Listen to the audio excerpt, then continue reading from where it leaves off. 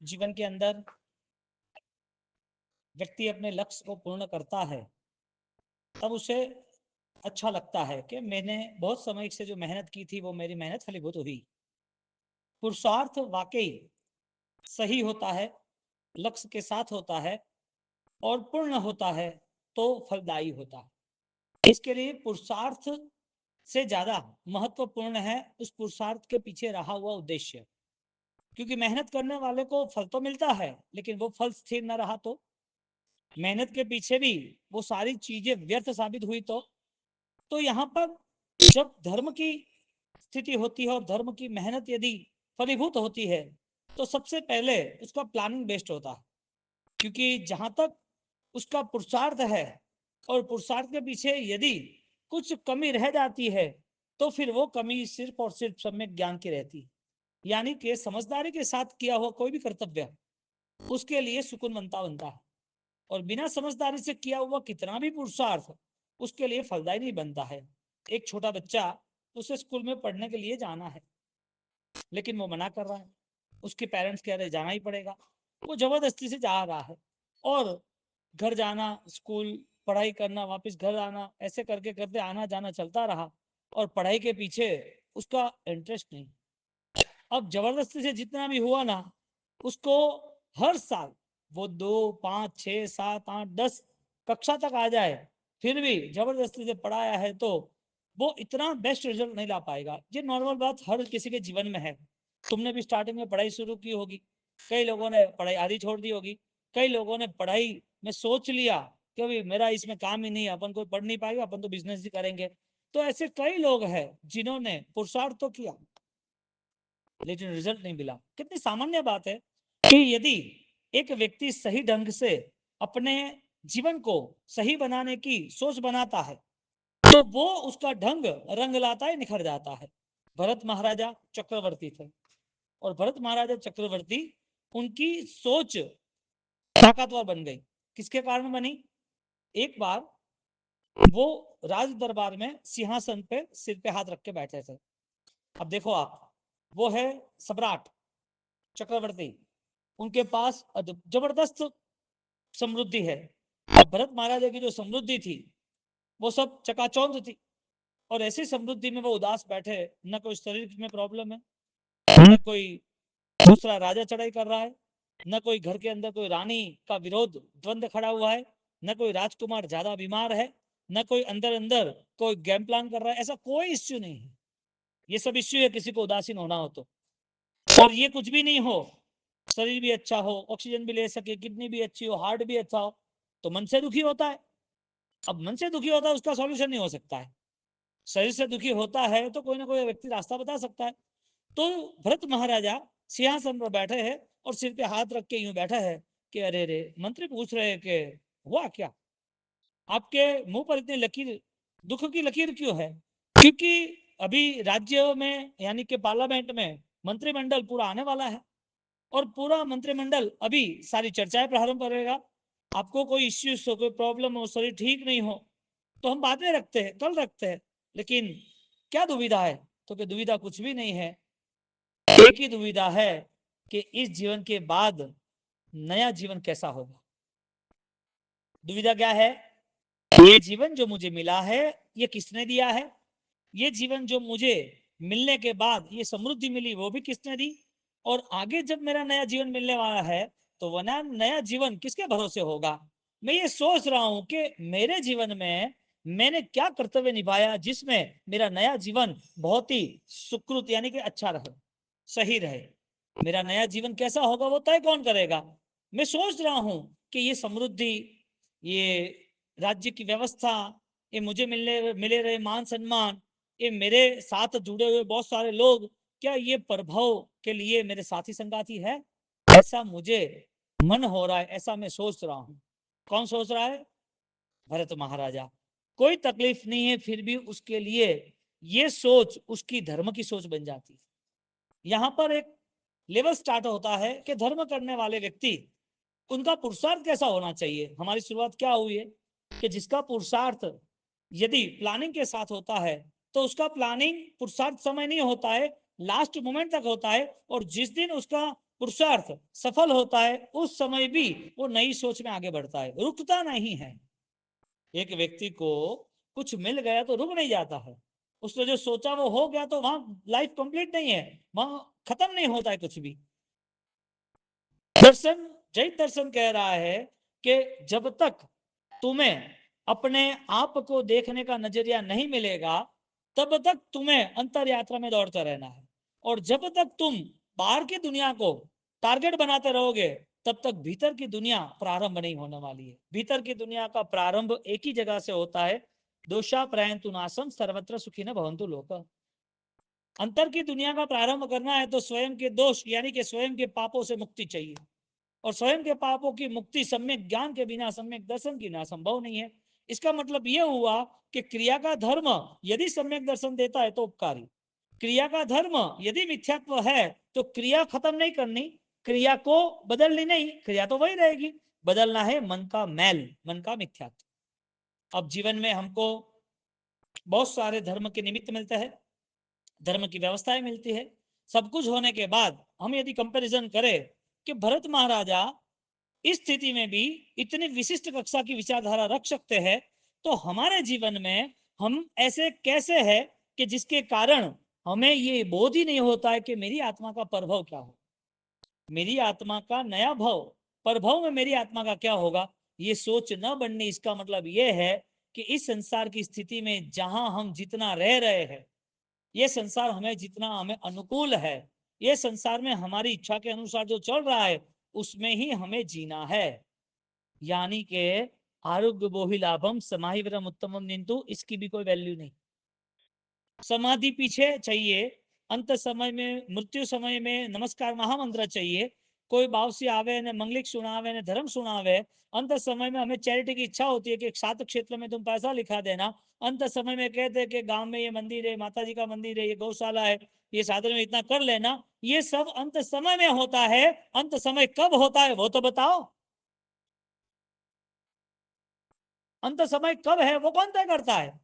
जो अंत में करना चाहता है वो पहले नहीं करता है, तो पहले नहीं होता है तो अंत में कैसे सही ढंग से होगा। आज उसको यदि कोई त्याग की भावना नहीं होती है तो अंतिम जो त्याग है वो त्याग ऊंचाई को छुएगा, वो कैसे साबित हो सकता है। आज आरोग्य वही लाभम, सम्यक दर्शन की भूमिका से मुझे जुड़ना है, ये यदि कमिटमेंट होता है तो इसका मतलब ये हुआ कि आपकी सच्चाई आपके साथ है, आपको उपकारी साबित कर रही है, आपको सफल बना रही है। प्रारंभ पुरुषार्थ सहित है या नहीं है, प्रारंभ जो है वो प्रारंभ में प्लानिंग है या नहीं है, जो प्रारंभ है उसमें प्रगति है कि नहीं है। जिसको जो कुछ करना है, धर्म का क्षेत्र नहीं हो फिर भी, धर्म की बातें नहीं हो फिर भी, जिसको जो कुछ करना है उसका उद्देश्य तो तय करे, उसको पता तो होना चाहिए कि धर्म करने के साथ मुझे क्या करना है। धर्म नहीं करना है, 24 घंटे में जो कुछ कर रहा हूं उस 24 घंटे में भी मेरी धर्म प्रवृत्ति या मेरी विचारधारा क्या है। हम ज्यादातर जिंदगी ऊपर के मन से जी रहे हैं, ऊपरी जिंदगी है, भीतर के मन से हमारी कोई व्यवस्था हुई ही नहीं। सब कॉन्शियस माइंड यानी कि मूल में आंतरिक शक्तियों में ऐसा कुछ है जो महाज्ञानियों ने, महापुरुषों ने, महान भगवंतों ने खोज लिया। आंतरिक शक्तियों का बल था, अंतर मन पे कुछ पड़ा है, वो सारी शक्तियों का आविर्भाव कोई महापुरुषों ने कर दिया है, जिसे हम पूज रहे हैं, जिसे हम वो श्रद्धावान लग रहे हैं, उनकी श्रद्धा से हम ऑलरेडी कुछ अच्छा कुछ समय के लिए सोच रहे हैं। वो भी इंसान थे, हम भी इंसान हैं, वो भी क्रिया कर रहे थे, हमें भी वो क्रिया करने का मन हो रहा है, उनकी भी मानव की जिंदगी, उनका भी मानव का पृथ्वी पर रहन सहन करना, ये सब कुछ था। उनके पास ऐसा क्या बेस्ट था जो उन्होंने अचीव किया, एक इंसान वो अचीव नहीं कर सकता है और वापस कीड़ों मकोड़ों की तरह जिंदगी खत्म हो जाती है। वजह है क्या, कौन तय करेगा कि इस जीवन में मंगलकारी क्या है। सव्व पाव पणाशु मंगलानुम च सव्वेसिम पडमम हवै मंगलम। महामंत्र मंगलकारी किसके लिए साबित होगा, मंगलकारी धर्म है। चत्तारी मंगलम अरिहंता मंगलम सिद्धा मंगलम साहु मंगलम केवली पन्नत धम्म मंगलम। यदि मंगलकारी धर्म है तो किसके लिए मंगलकारी धर्म है। सोना कॉस्टली है कि नहीं है, हीरा कॉस्टली है कि नहीं है, प्लेटिनम कॉस्टली है कि नहीं है, कॉस्टली है और वो ज्वेलरी की दुकान में है कि नहीं है। ज्वेलरी की दुकान, कपड़े की दुकान, ज्वेलरी की दुकान, कपड़े की दुकान, किराने की दुकान, ये तीनों में कुछ अलग दिख रहा है? किराने में कई कांच लगाए होते हैं, किराने की दुकान में शोरूम की तरह, हाँ वो ज्वेलरी के शोरूम की तरह रंगीन लाइटा वगैरह कांच का वो एकदम क्लीन एंड नीट, वहां पर सिक्योरिटी। गोल्ड की शॉप है, ज्वेलरी शॉप है, और इधर ज्वेलरी शोरूम और किराने की दुकान में जो फर्क है, वो फर्क हमें दिखता है ना। मूल्यवान जो चीज है उसकी सुरक्षा हो रही है कि नहीं हो रही है? ज्ञानी कहते हैं कि धर्म यदि मूल्यवान है तो उस धर्म के लिए उस तरह का व्यवहार भी होना चाहिए, उस तरह की व्यवस्था भी होनी चाहिए। इसके लिए एक व्यवस्था जिसने तय की है कि मुझे इस रूट पर चलना है, मुझे मूल तय करना है, यानी कि मूल तक, यानी कि डीपली, जो मेन पिलर है जैन दर्शन के, मुख्य आधार है, वो आधारशिला को मुझे तय करना है। तो महापुरुषों ने जो तय कर दिया, उसकी आंतरिक शक्तियों का बल उन्होंने विकास किया, यही पृथ्वी पर रह के किया। तो ऐसी आंतरिक शक्ति का बल इंसान को मिल सकता है कि नहीं मिल सकता है? मिल सकता है। भरत राजा को मिला, भरत महाराजा को मिला, और वो महाराजा को मिलने के पीछे का मूलभूत राज ये था कि उसके पास सिर्फ विचार शक्ति नहीं थी, विचारों को बदलने की, निर्णय लेने की, अंतिम छोर तक पहुंचने की पूरी शक्ति थी उसके पास। एक स्टेप ये होता है कि हमें विचार मिलते हैं और हम विचार सुन लेते हैं। आपसे अभी अभी प्रवचन चल रहा है, आपने सुन लिया, ऐसे कितने सालों से सुनते हैं? तो विचारों का लेन देन हुआ, लेकिन उस विचारों के पीछे इमोशंस, भाव दशा, आंतरिक बल, परिणाम की शुद्धि, परिवर्तन, वो असर नहीं हुई, वो निर्णय नहीं आया, वो निर्माण नहीं हुआ। क्यों नहीं हुआ? यानी कि विचार के स्तर पर रहे। भरत महाराजा, उसकी कंपैरिजन करे तो उनके पास बहुत सारा धन था, लोभ लालच से नहीं छूट सकता। उनके पास बहुत सारा ज्ञान था, धन की कोई लालच रुक ही नहीं सकती। दोनों में बेस्ट क्या? धन जैसे सामने है भरत महाराज के, इसी तरह भरत महाराज के सामने संसार लक्षी सारी चीजें हैं। परिवार भी है, पद भी है, राजा भी है, प्रजा को सुरक्षा करने के लिए युद्ध भी करते हैं, उसके साथ साथ सारी व्यवस्था भी है, उनका स्वरूप भी है, पुण्य पारावार है, कोई कमी नहीं है। एक व्यक्ति यदि उसकी ज्ञान दृष्टि, उसकी विजनल की शक्ति, उसका देखने का नजरिया बदल जाता है, तो वही चीज उसके लिए उपकारी साबित हो जाती है। सत्य को पाने के लिए उन्होंने कई भाव कहे होंगे। जिन जिन लोगों ने सत्य पाया है, कई भावों के बाद उन्हें मिला है। फाइनल मैटर ये आती है, सत्य का सौदा सस्ता नहीं होता है। हा? सच्चाई रास्ते पे नहीं मिलती है, सच्चाई खरीदी नहीं जा सकती है, सच्चाई कोई बेच नहीं सकता है। तुमने सोचा कि मैंने एक क्रिया कर दी और मुझे सम्यक दर्शन मिल गया, तुमने सोचा कि धर्म किया और मैं आनंदित खुश हूं और ये धर्म मुझे उपकारी साबित हो, ये पॉसिबल ही नहीं है। सम्यक दर्शन आधारित जितनी आराधना हुई है, वही सारी आराधना इस भव के लिए उपकारी साबित होती है। आपने जाप किया, ध्यान किया, माला की, क्या फल मिला? कोई भी धर्म का रास्ता, एक समुन्दर है तो वहां पानी कैसे आया? एक समुन्दर है, वहां पानी कैसे आया? समझो कि पहले साथ था, लेकिन कोई जगह पर बहुत सारा पानी एक साथ आ गया, कैसे आया? कुछ तो ऐसी नदियां होगी ना जो अलग अलग रूट से वहां इन्वॉल्व हुई। नदी का स्वरूप कैसा, समुद्र का स्वरूप कैसा? एक छोटे से झरने को यदि पहाड़ पे रखा है और शायद पहाड़ डैमेज हुआ, कोई अर्थक्वेक आया, वो झरना थोड़ा नीचे से गिर गया, यानी गिरा हुआ झरना पहाड़ियों से पसार होता होता रास्ता खोजता खोजता वो आगे जा रहा है, कहां जाएगा? जाएगा तो दो जगह है उसके लिए, या तो वो झरने को कोई जगह मिल जाए जमीन की और वहां रुक जाए, और वही झरना यदि कोई व्यक्ति उसको मोड़ दे और मोड़ने के बाद कोई बड़ी नदी और नदी के बाद कोई नया समुद्र। अब पूरा इंडिया का मैप देखोगे ना, और मैप के बाद जहां से नदियां निकलती है ना, उस नदियों का पानी यूज नहीं होता तो कहां जाता है? जितनी भी नदियां है, सरस्वती हो, गंगा हो, यमुना हो, जितने भी सिंधु, कहां से भी जो नदियां आ रही है, कहां जा रही है लास्ट में? दो रास्ते थे, या तो वो खत्म हो जाती सूख कर, जमीन में रहती, जमीन का पानी ऑलरेडी उसको चूस लेता, सूख जाता, वो पानी खत्म। एक दूसरी जगह थी, नदी में चली गई जहां उसका स्वरूप विराट। ये जीवन का दो ही रास्ते है, या तो तुम निखर सकते हो या तो बिखर सकते हो, दो में से एक। मानव जीवन मिला है, इसका मतलब बहुत ही बड़ी फाइट होने के बाद यहां आए हैं, बहुत बड़ी फाइट। जन्म मिलना था तो कोई ऐसी पूर्व की सुकृत की अनुमोदना, सुकृत की आराधना होगी तो ही मिला। कोई ऐसा अच्छा श्रेष्ठ कर्म कार्य किया होगा तो ही मिला है, वरना पॉसिबल ही नहीं है। ये जीवन मिला है और इस जीवन के पीछे कितनी हमने शक्तियां लगाई, या इस जीवन के पीछे क्या क्या मूल्य है, इस जीवन के पीछे ऑलरेडी कितनी कितनी हमारी मेहनत, कितनी पुकार, कितना रोना धोना, कितना दुख सहन किया है, कितने भावों की बात यात्रा करते करते मानव बनने के बाद भी जैन दर्शन नहीं मिला है, और इतनी ये चीज सोच ले तो इस जीवन के अंदर उसके लिए पाप त्याग करना आसान बन जाता है। और पाप का बाप मिथ्यात्व है। कल बोला था सबसे बड़ा पाप कौन सा, यानी कि सबसे बड़ा धर्म कौन सा, पवित्रता।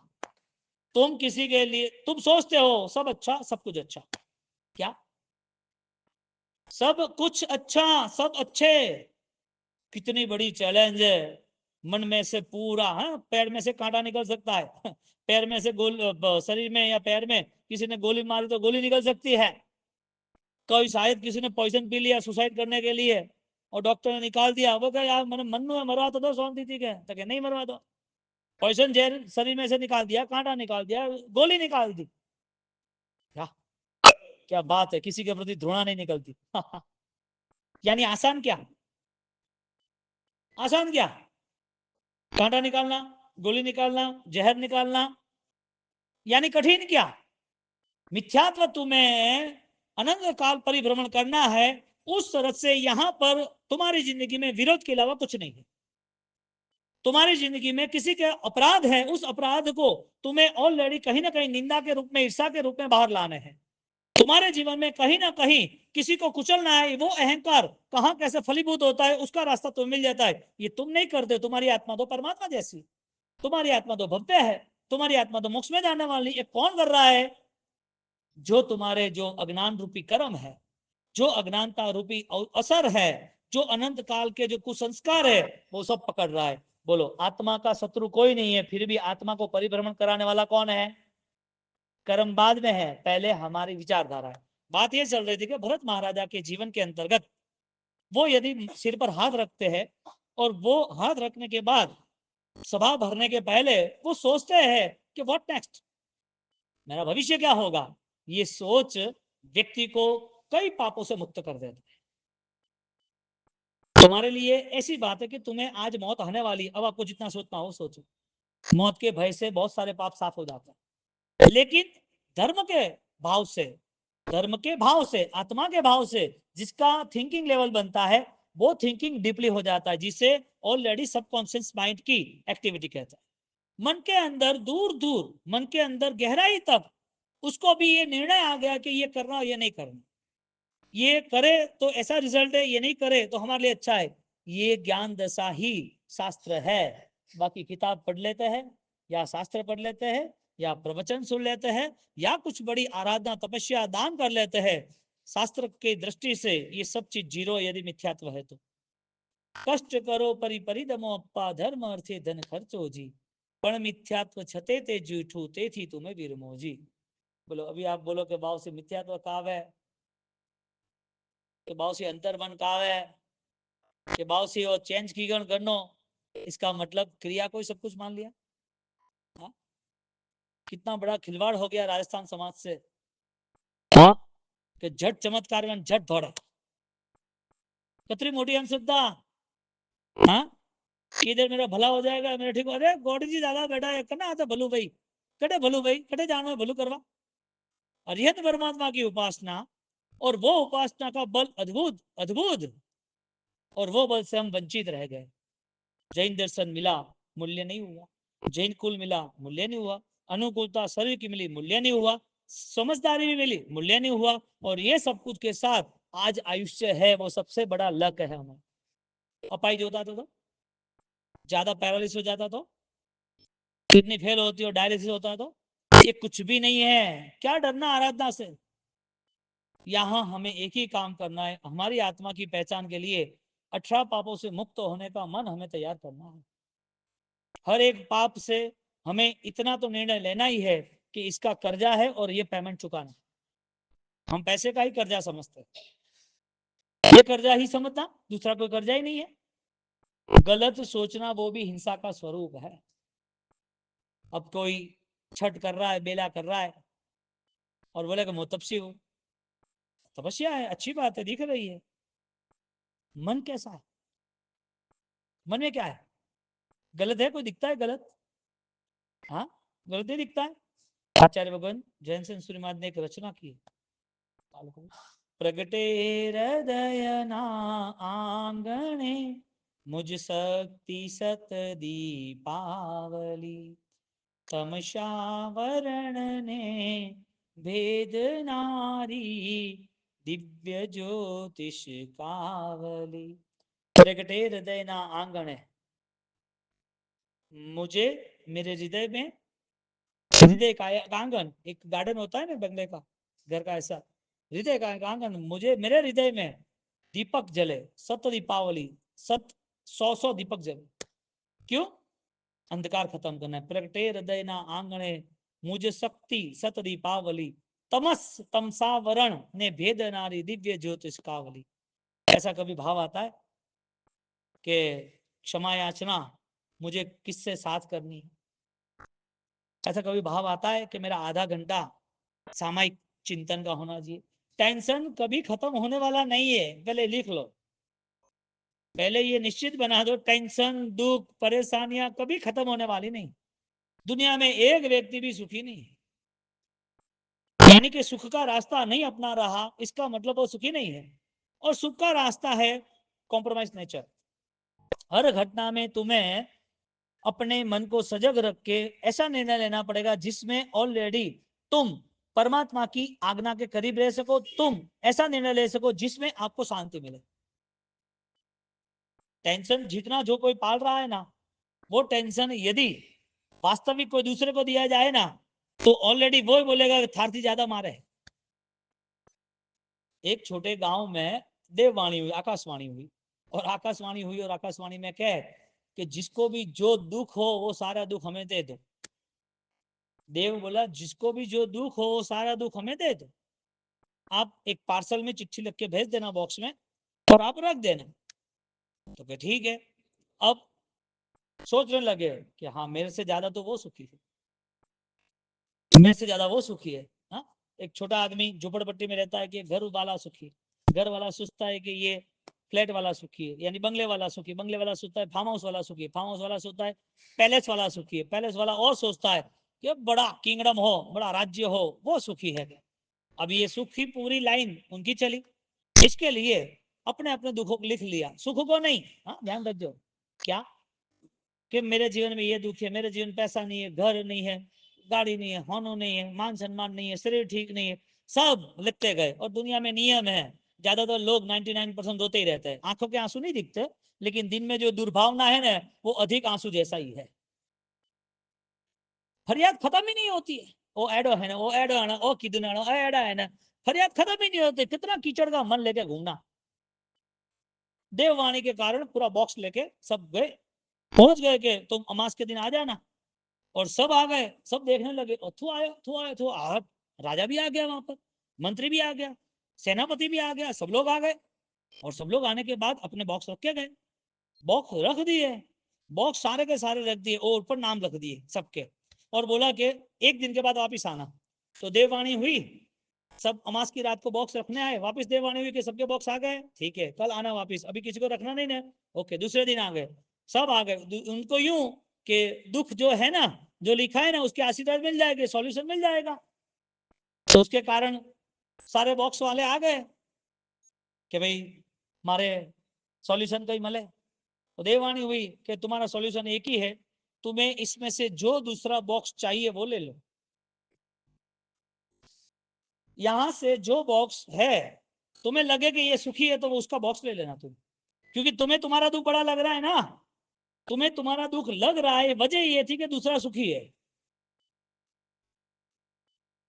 तुम्हारा दुख दुख इसके लिए है कि अदरवाइज कंसल्टिंग था, दूसरा जो है वो दुखी नहीं है, वो मुझसे ज्यादा सुखी है।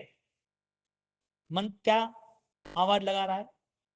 मन की पुकार क्या है? वो धके है, मैंने हावल है। हाँ, वरना जड़ो आप करा भाई। हाँ, कई बार लोग कहते आते कि बाव से अड़ा बढ़िया आशीर्वाद दो, एक नंबर आशीर्वाद दो, क्या क्यों तो बाबूसी 1 नंबर आशीर्वाद चाहिए। मुझे वजह तो बता 1 नंबर आशीर्वाद क्या है?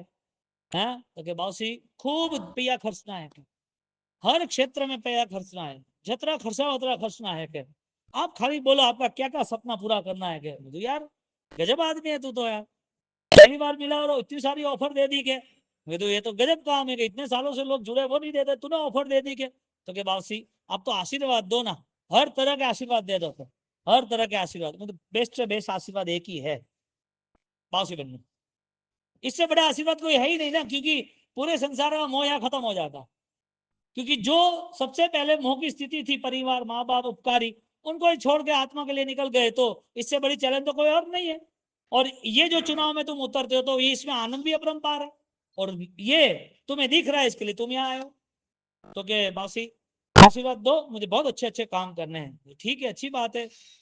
दूसरे दिन आया, दूसरे दिन आने के बाद आशीर्वाद के लिए एक अच्छा सा कोई चीज हो तो घर में रखो, दुकान में रखो, काम मिल जाए। मैंने बोला ठीक है, ये वास्कव किया तुझे, ये भगवान का नाम लेना, माला गिनना, जाप करना, तो वो भी ठीक है।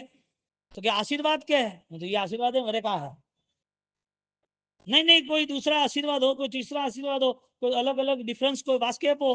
मुझे ऐसा नहीं होता है, एक ही होता है और आगे बढ़ते रहो।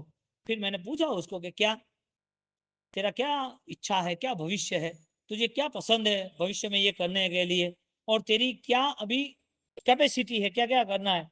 कि बाउसी किराए रो घर है, माथे कर्जो है, बरे कोई दुकान नहीं है, नौकरी करे रही हो, कोई कौम नहीं है, ते आशीर्वाद दइयो तो कौन कर रही हो क्या?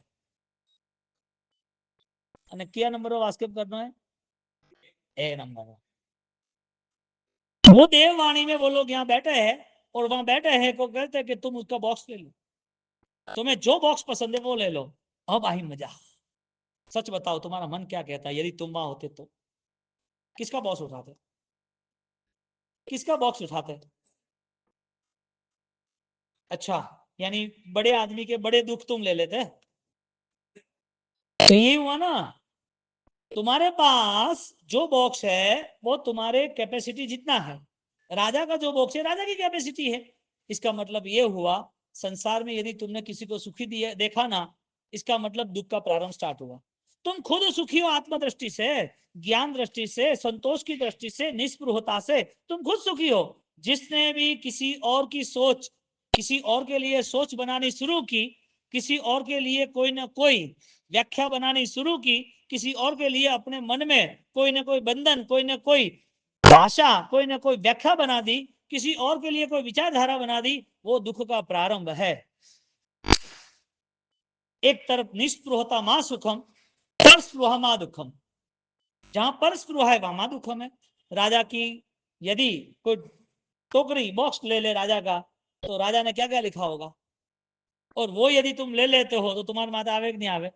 संसार के अंदर तुम अपने आप को जब देखोगे ना कि मुझे जैन दर्शन के हिसाब से आगे बढ़ना है, उस दिन तुम्हारा मन बहुत शांत हो जाएगा। आज जितना भी प्रेशर, जितना भी टेंशन है, उसकी वजह कर्म है, उसकी वजह हमारा मिसमैनेजमेंट है, उसकी वजह कोई ना कोई ऐसा पूर्व भोग का हमारा कोई अंतराय कर्म है, जिसकी वजह से आज हम प्रॉपर जिंदगी जी नहीं सकते। लेकिन ज्ञानी तो वहां तक कहते हैं कि तुम नरक और निगोद से भी छूट के आए हो, वहां किसी ने सपोर्ट नहीं किया था, ये मानते हो? नरक और निगोद से भी छूट के आए थे, वहां किसी का सपोर्ट नहीं था। वहां भी अनंत काल उसर्पणी जितना दुख था, चिल्लाते रहे, चीखते रहे, रिक्वेस्ट करते रहे, कौन था सुनने वाला? कोई नहीं। खुद का कर्म खुद को ही बदलना है, और उसके लिए हमें हमारी ज्ञान दशा जागृत करनी है। भरत महाराजा जब सोच रहे उस चिंतन में, मंत्री कह रहे क्या बात है, ऐसा राजा मिले तो हमारा कल्याण हो। विचार करो, परिवार में पुत्र जो है, परिवार में बच्चे जो है, उसका भविष्य कौन तय करेगा? जब तक वो समझता नहीं तब तक। जो बच्चे समझे, जो आगे बढ़े हैं, उसको यदि माँ बाप की सेवा करनी है और यदि उसको अपने परिवार को संभालना है, तो उसका भविष्य कौन तय करेगा? जैन कुल में जन्म मिला है, जैन दर्शन मिला है और सत्य रास्ता अपनाना है, तो उस आदमी को आंच कैसे आ सकती है? दुखी कौन है? जो जैन दर्शन से दूर है वो दुखी है। तो भरत महाराज के छोटे से इस दृष्टांत से, राजा के बॉक्स लेने की आपकी जो इच्छा है उस दृष्टांत से आप शुरुआत करो कि हमें इस पारमेश्वरी वर्षावास के अंतर्गत हमें श्रेष्ठ आराधना सम्यक दर्शन की करनी है।